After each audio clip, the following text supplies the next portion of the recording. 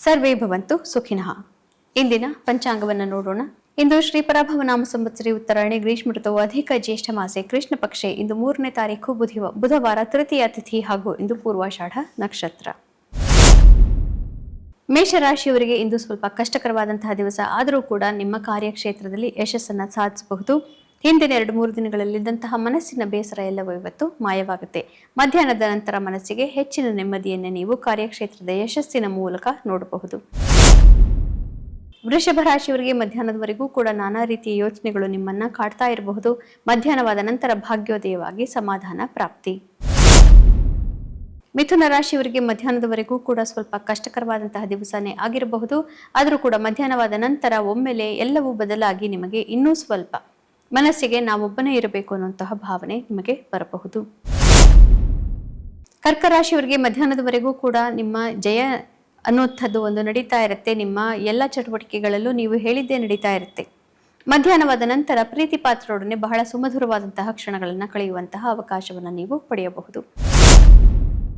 ಸಿಂಹ ರಾಶಿಯವರಿಗೆ ಮಧ್ಯಾಹ್ನದವರೆಗೂ ನಾನಾ ರೀತಿಯ ಯೋಚನೆಗಳು ಇರುತ್ತೆ. ಮಧ್ಯಾಹ್ನವಾದ ನಂತರ ಒಮ್ಮೆಲೆ ಶತ್ರುಗಳ ನಾಶ ಆಗತ್ತೆ. ಶತ್ರುಗಳು ಹಿಮ್ಮೆಟ್ಟುತ್ತಾರೆ. ಯಾವುದೇ ಕೆಲಸಕ್ಕೆ ಇರುವಂತಹ ಅಡಚಣೆಗಳೆಲ್ಲವೂ ತಾವಾಗೆ ಕರಗಿ ಹೋಗುತ್ತೆ. ಕನ್ಯಾ ರಾಶಿಯವರಿಗೆ ಮಧ್ಯಾಹ್ನದವರೆಗೂ ಕೂಡ ಸಂಸಾರದ ತಾಪತ್ರಯಗಳು ನಿಮ್ಮನ್ನ ಕಾಡ್ತಾ ಇರಬಹುದು. ಕೋರ್ಟು, ಲಿಟಿಗೇಷನ್, ಟ್ಯಾಕ್ಸೇಷನ್ ಇತ್ಯಾದಿಗಳು ಇದೆಲ್ಲವೂ ತೊಂದರೆಗೆ ಈಡಾಗಿರಬಹುದು.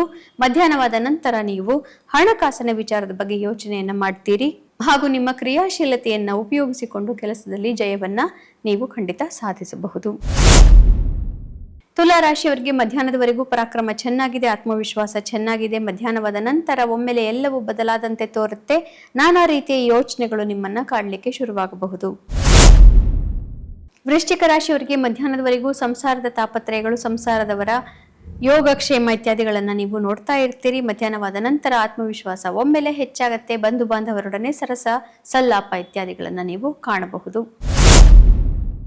ಧನು ರಾಶಿಯವರಿಗೆ ಮಧ್ಯಾಹ್ನದವರೆಗೂ ಕೂಡ ನೀವು ಹೇಳಿದ್ದೆಲ್ಲವೂ ನಡೀತಾ ಇರುತ್ತೆ. ಮನಸ್ಸಿಗೆ ನೆಮ್ಮದಿ ಪ್ರಾಪ್ತಿ ಆಗಿದೆ. ಮಧ್ಯಾಹ್ನವಾದ ನಂತರ ನೀವು ನಿಮ್ಮ ಅತಿ ಪ್ರೀತಿ ಪಾತ್ರರೊಡನೆ ಇದೇ ಮಧುರವಾದಂತಹ ಕ್ಷಣಗಳನ್ನ, ಆತ್ಮವಿಶ್ವಾಸವನ್ನ ಹಂಚಿಕೊಳ್ತೀರಿ. ಮಕರ ರಾಶಿಯವರಿಗೆ ಮಧ್ಯಾಹ್ನದವರೆಗೆ ನಾನಾ ರೀತಿಯ ಯೋಚನೆಗಳು ಕಾಡ್ತಾ ಇರಬಹುದು. ಮಧ್ಯಾಹ್ನವಾದ ನಂತರ ಒಮ್ಮೆಲೆ ಮಾರ್ಗದರ್ಶನ ಪ್ರಾಪ್ತಿಯಾಗಿ ಎಲ್ಲವೂ ಸಹಕಾರಿಯಾಗಿ ನಿಮ್ಮ ಪರವಾಗಿ ತಿರುಗಬಹುದು. ಕುಂಭರಾಶಿಯವರಿಗೆ ಮಧ್ಯಾಹ್ನದವರೆಗೂ ಕಷ್ಟಕರವಾದಂತಹ ದಿವಸ, ಎಲ್ಲವೂ ಬಗೆಹರಿದಿದೆ ಅನ್ನೋ ರೀತಿಯಲ್ಲಿ ನೀವು ಮಿತ್ರರೊಡನೆ ಎಲ್ಲವನ್ನು ಬಹಳ ಚೆನ್ನಾಗಿ ಸಾಮರಸ್ಯದಿಂದ ನಡೆಸ್ಕೊಳ್ತಾ ಇರ್ತೀರಿ. ಆದರೆ ಮಧ್ಯಾಹ್ನವಾದ ನಂತರ ಕಷ್ಟಗಳೆಲ್ಲ ಪುನಃ ಬರ್ತಾ ಇದೆ, ಇಂತಹವರ ಜೊತೆಗೆ ನನಗೆ ವೈಮನಸ್ಯ ಪುನಃ ಬರ್ತಾ ಇದೆ ಅನ್ನುವಂತಹ ಭಾವನೆ ಉಂಟಾಗಬಹುದು. 2-3 ದಿನಗಳ ತನಕ ಮುಖ್ಯವಾದಂತಹ ನಿರ್ಧಾರಗಳು ಬೇಡ.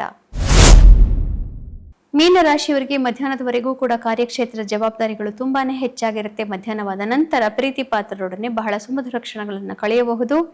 ಮಿತ್ರರಿಂದ ಧನಾಗಮ, ಇಷ್ಟಾರ್ಥ ಸಿದ್ಧಿ. ಪುನಃ ನಾಳೆ ಭೇಟಿಯಾಗೋಣ. ಅಲ್ಲಿವರೆಗೂ ಗೀತಾ ಶ್ಲೋಕಗಳ ಶ್ರವಣ, ಪಠಣ, ಮನನ, ಲೇಖನ ಒಂದನ್ನು ಕೂಡ ಮಾಡಿದರೂ ಪುನರ್ಜನ್ಮ ಇರುವುದಿಲ್ಲ. ಶುಭಮಸ್ತು. ಶ್ರೀಕೃಷ್ಣ ವಿಜಯತೆ.